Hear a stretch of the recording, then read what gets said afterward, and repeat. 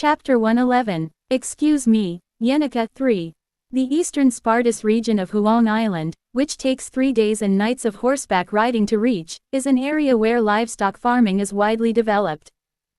4/10 of the livestock products that circulate within the Chloral Empire are produced right in the Spartus region, and the famous land of livestock Fulan is actually a term for the southern mountainous region of Spartus.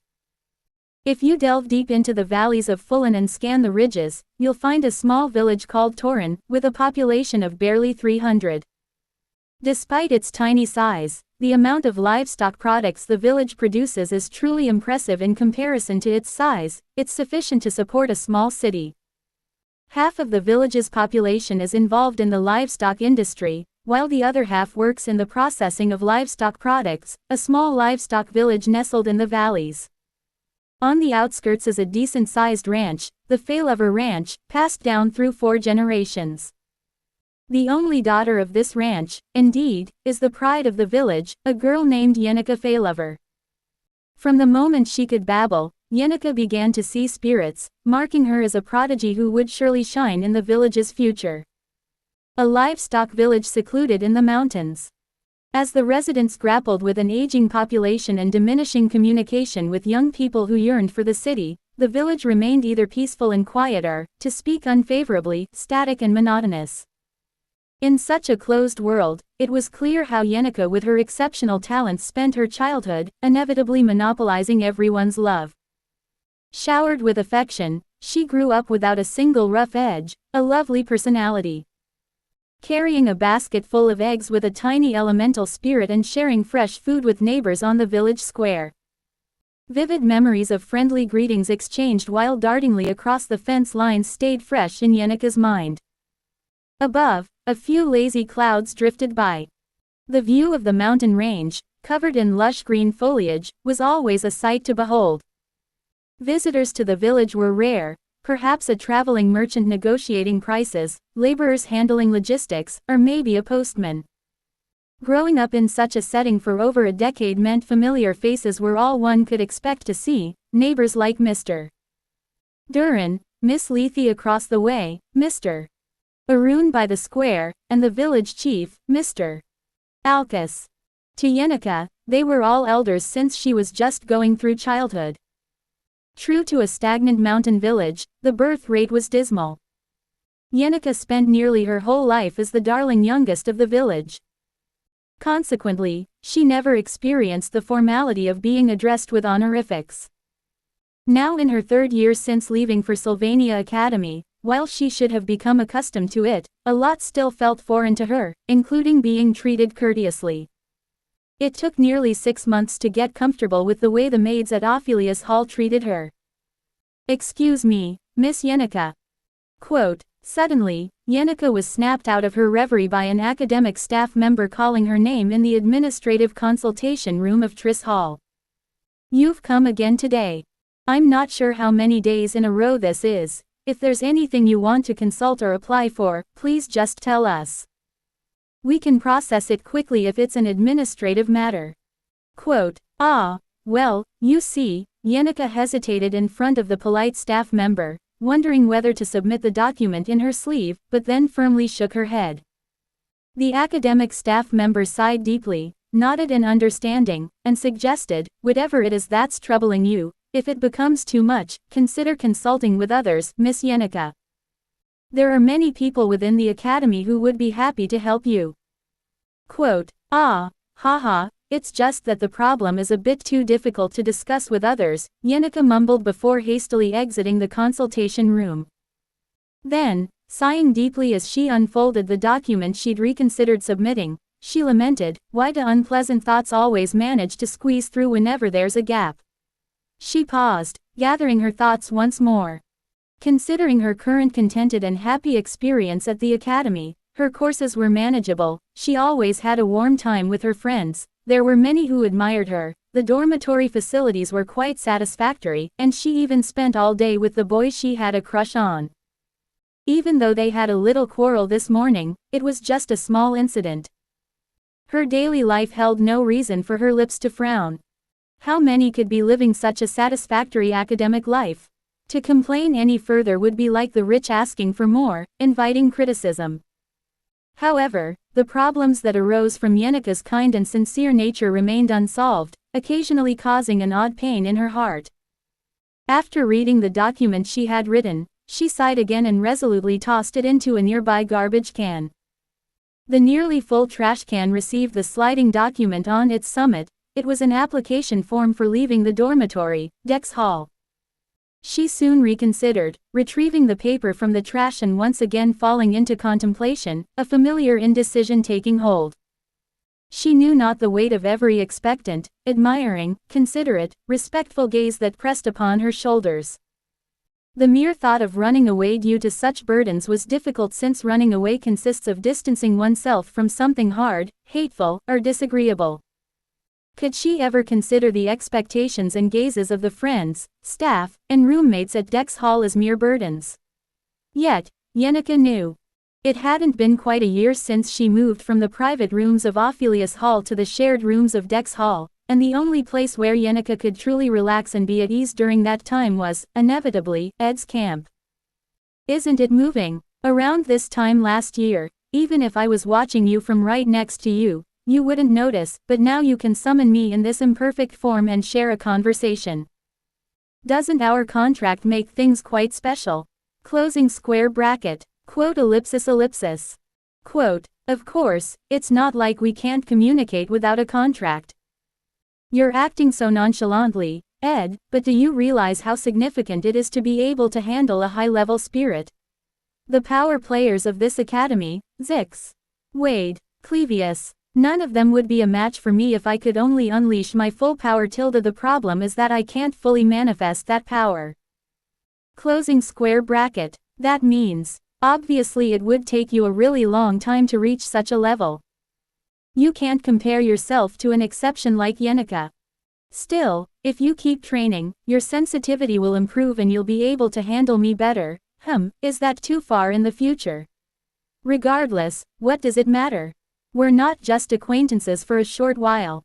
Closing square bracket. On leaving the Northern Woods' camp and walking towards the academy, you come across a small lake with Merylda's guardian tree, set grandly upon the grassy isle in its center, where naturally occurring magic congregates most, and one of Yenika's main sites for practicing spirit magic. There's no better place than this for imperfectly summoning Merylda. Adorned in a thin-strapped pure white dress, the figure of a silver-haired girl appears almost human, yet she is not. I summoned Merylda, at the cost of an excessive amount of magic, because of the conversation we had yesterday. The higher the understanding with a high-level spirit, the more significant the impact on my future combat capabilities, it was assured. I agreed with that sentiment. Ultimately, understanding as a stat revolves around how often you accompany them, use them in battle, manifest them, and engage in dialogue, but when manifesting in human form like this, it nearly consumes all my magic power, putting me in a slightly tricky position. It's somewhat convenient when they prattle away on their own. Yenika thinks there's no greater chatterbox in the world. Now I realize just how accurate Yenika's assessment was. So, what about you and Yenika? Is the back and forth of awkward respectful language and mutual respect still ongoing? Closing square bracket. You've seen it all. What's your intention behind such a question? I don't have the leisure to follow around to classes. I'm just curious if anything happened during the lessons. Sitting near the roots of the guardian tree, Merylda swung her legs and asked with curiosity, not needing to lie about anything, so I decided to relay exactly the incident that had occurred with Yenika that morning. As always, when I greeted Yenika early in the morning at the faculty building, she clutched her oak wand, startled, and stepped back. Clearly, the aftermath of yesterday's incident lingered. It felt like an unnecessary event had created an uncomfortable atmosphere between us. So, I explained that Yenika didn't know what to say next and, turning red, avoided my gaze before quickly fleeing after a greeting. During all this, the formal language continued non-stop. At first, I didn't think much of it, but now I'm starting to wonder if she's harboring something inside, or if some inherent stress is manifesting in an odd way. Quote, "Oh, are you worried about Yenika?" Of course I am. Quote, who tilde? Rather enthusiastic, Merylda kept swinging her legs and nodding, then asked me with a full-faced smile. It did feel a bit uneasy to leave things as they are, right? You should do something. Closing square bracket. That's why I'm asking, is it okay if I take a couple of branches from this tree? The tree, so suddenly, Merylda's guardian tree, where she and I are seated, is an old tree that has lived for over a millennium.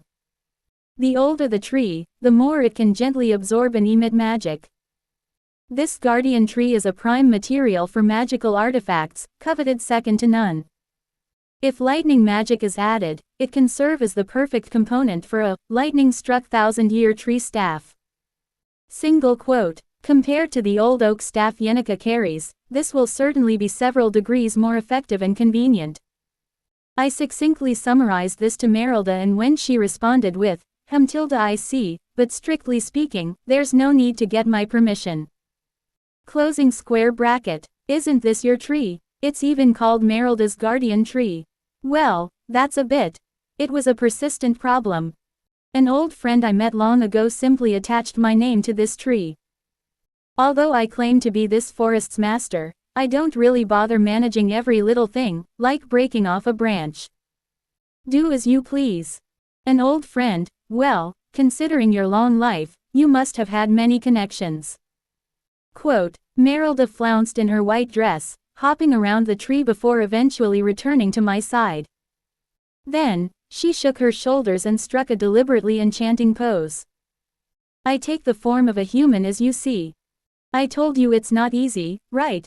What do you think makes this possible? How can it be possible? Did you learn some related magic? It's a bit different. High-level spirits can change into various forms, but the most important thing is how familiar and comfortable they are, or how well they can imitate. It's very hard to shapeshift into something that doesn't exist at all. That's also why most spirits take on animal forms. They are the easiest forms you can find in nature.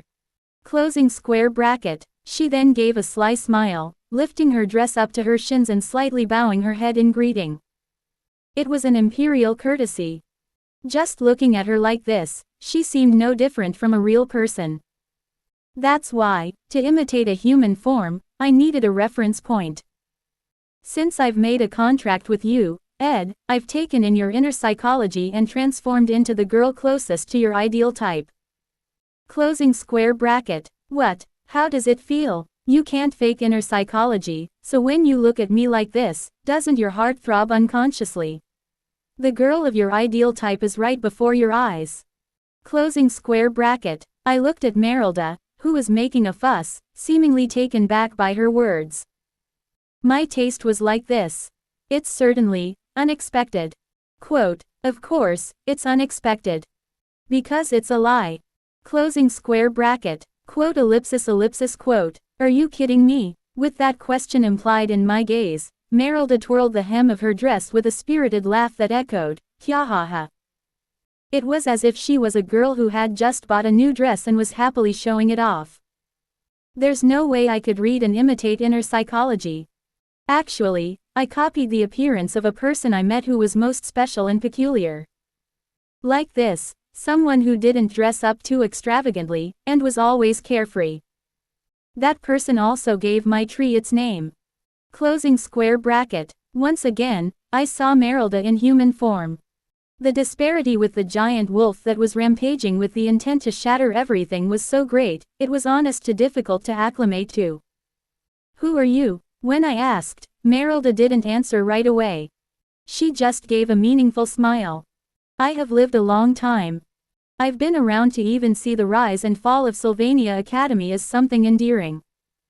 Though now, the Achen Isles and Sylvania Academy feel like one inseparable body, in the distant past I lived in, this place was nothing but an uninhabited island, without even an academy. Closing square bracket. Merylda undid the hair that had been tied back like a tail. When her abundant locks of hair unraveled, her image seemed to change. Then I caught my breath. That face seemed oddly familiar, a spitting image that I had seen countless times in the historical books of magic. How about it? The one who infused magical power into the guardian tree and made it the source of power. The one who established this school. The one who asked Merelda to protect this forest for so long. Indeed, could it all have been connected this way? Since it wasn't a part of what I knew, it wasn't highlighted in that Sylvania's failed swordsman scenario. The girl before me was Merelda's imperfect manifestation. When I thought about who she resembled, I was now sure. The magician and scholar who was stronger and more knowledgeable than anyone else in the distant past. She bore the image of the great sage, Sylvania. His Majesty, the Saint King, is visiting. The location was the Student Council room, attached to Obel Hall near the Student Union building. It had been roughly 5 days since Tanya Rothtaylor had sat down in the position of Student Council President and started handling proper work. It was still an adaptation period, but such an important position doesn't afford the luxury of time to adapt well. Among the reports received from the Student Council Secretary, the most conspicuous and critically checked part was the visit of the man sitting at the top of the Telos order, Saint King Eldane, ruler of Saint City Carpea, and his aide, Archbishop Verju. A visit from a bishop-level clergy warranted enough preparation, but the news of 2 big shots from Saint City visiting the remote Akan Isles at once was enough to cause a headache just to think about. The purpose of the visit is. Tanya skimmed through the documents. She was fairly confident in her speed reading. Even listed as a visit purpose, there was nothing special. To widely spread the grace of Lord Telos, to welcome new converts to baptism, and to give a sermon on the podium before leaving. But these were likely just superficial reasons. The endlessly noble Saint King from the Telos order coming all the way to this remote Akan Isle, it would surely all be about the precious Saint Clarice. Saint Clarice could be considered the heart of the Telos order. Even the craving for learning couldn't escape the embrace of divine love, leading her to the land of learning, Sylvania, early this semester. Most likely, the Saint King wanted to see with his own eyes. Whether Saint Clarice was receiving proper treatment, whether the facilities were adequate, whether there were any dangers. If there were any disqualifying reasons, they might be considering taking Clarice back with them. It was a truly regrettable situation, but with the recent never-ending incidents at Sylvania, it wouldn't be strange if there were a few disqualifying reasons. After finishing today's work, I'll have to schedule a visit to see the saint residing in Ophelius Hall. Secretary Ilina, are you fine with that? Yes. I'll inquire with the escort personnel about it. Quote, and the student council secretary began to pull out yet more documents. There was still a ton left. Oh, right. The people from Saint City have asked for a private meeting with a student. Shall I pass it to the academic side? Or would you like to check? A private meeting? Who do they even want to meet that the Saint King himself would be interested in meeting, other than the saint? Yes. They're a second-year student. Adele series from the magic department. Adele, I've heard of that senior. Quote, yes, they're quite a unique individual, hard to predict when or where they might appear. Quote, Tanya stroked her chin for a moment in contemplation. Well, if they've requested it, there's no reason to say no. Quote, the very timing of the Saint King's people visiting Akan Isle wasn't exactly pleasant. Crackle, crackle. Whoosh. And so, it turned out I met Yenica again late into the night. Geesh, we practically short-circuited just from exchanging polite words, spending almost a whole day recovering from the emotional overload. Late at night in the camp. I was sitting by the campfire, memorizing basic magic formulas while also peeling an apple with a folding knife. Now I could afford to be choosy about nutrients when eating, making sure to get a variety of foods, even remembering to have fruit after meals. It was a real sign that life had gotten much more stable. As I swung my leg leisurely and tapped the apple twice with the knife, that's when Yenica emerged from the undergrowth. I paused in peeling the apple and looked over at Yenica. Wondering what to say first, I just waited quietly. Hi, hello, quote ellipsis quote, hello, or hi, hello. She was still malfunctioning. How embarrassed had she been? I was apprehensive about starting the conversation, so I just nodded slowly. The awkwardness was mutual. We silently observed each other for a few seconds before eventually Yenica, blushing, approached meekly and sat carefully on the rock by the fire. I showed her the half-peeled apple and asked, "Do you want an apple? Or, would you like an apple?" "Yes, yes." Quote ellipsis ellipsis quote. The knife continued in its trajectory. The sound of apple peel being carved off filled the air for a moment. "Plate, please." Yes, here you go." Couldn't we just stick to one form of address, either using honorifics or not? It'd help dissipate this suffocating atmosphere. Yenica was clearly still breathing in short gasps, frantically turning her head as if she thought I wouldn't notice. She took the plate I handed her and started nibbling on the apple like a rabbit. I took a generous bite of another piece and began peeling another apple. Silence again. Quote ellipsis ellipsis quote. Quote ellipsis ellipsis quote. Then, suddenly, Yenica buried her face in her knees. Everything she did was unpredictable. "What's the matter, Yenica? Are you hurt?" No. It's just that, well, it's a bit awkward to say while looking at you. First of all, Ed, no, Mr. Ed. I have something I want to ask you, and it might sound really strange, so, could you please listen to me until the end before answering? Quote ellipsis ellipsis quote. I observed Yenica, who was rambling while her head was buried in her knees, for a moment and nodded. I took a deep breath and focused on peeling the apple as if it wasn't a big deal. Yenica seemed to have worried about something profound after the bizarre turn of events. Now coming to ask me something, it looked like there was something she had decided to ask after some serious contemplation. Proper courtesy meant listening calmly to whatever she had to say, so I'd keep a straight face no matter what the topic, not look dumbfounded, and even if I was indeed startled, not to show it. That much I could manage. After all, I am an adult, despite what my appearance might suggest. With these thoughts in mind, I readied myself to listen to Yenica, determined to address her statement in the coolest, most down-to-earth way possible. "What about, if I move out of Dex Hall and come to live in the camp with you, Ed?" Whoosh! The knife, thrown off its usual path, sliced clean through my thumb. Quote ellipsis ellipsis quote. Blood dripped from my thumb, but neither Yenica nor I could pay any attention to the wound. The dark forest of the north, the campsite. The bright stars in the night skies always prevailed. Yet an unexpected anomaly had visited without warning. All I could do was to look dully at Yenica, an apple and knife in my hands. And Yenica, trying her best to hide from my glance, buried her blush-red face even deeper into her knees. And so for a long while, only the crackling sound of the campfire intruded on our silence. If you want to have more videos like this, then like and subscribe to my channel and have a nice day or evening or night. I will see you soon.